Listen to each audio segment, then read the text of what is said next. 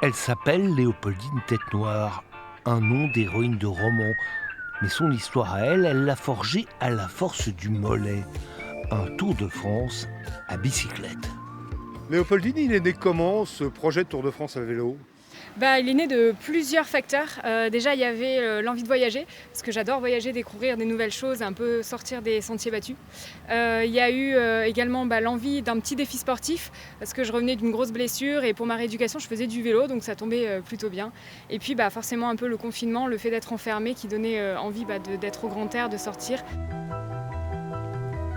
Au total, ça a fait 3520 km, 83 jours de voyage en solitaire.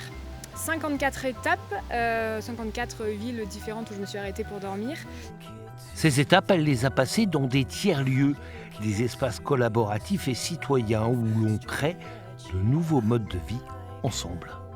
Alors là, c'est un éco-village de Tiny House à Saint-Brieuc. En fait, c'est un concept qui a été lancé, c'est un des premiers en France où les étudiants qui faisaient face à la difficulté pour trouver des logements, du coup, on leur a proposé une alternative, c'est de louer une tiny house. Et ils sont tous en fait dans le même coin d'herbe, regroupés avec un jardin en permaculture. Après son périple, Léopoldine ne va pas changer de braquet. Elle se fixe de nouveaux défis. Ça trotte, là il y a les inscriptions pour le Mont Ventoux qui sont ouvertes hier, donc je me dis peut-être une grosse étape à faire comme ça, un petit test plus sportif pour le coup, d'autres voyages à vélo et puis pourquoi pas un tour d'Europe en train aussi. Volontaire et résolue, pour elle, l'aventure ne fait que commencer.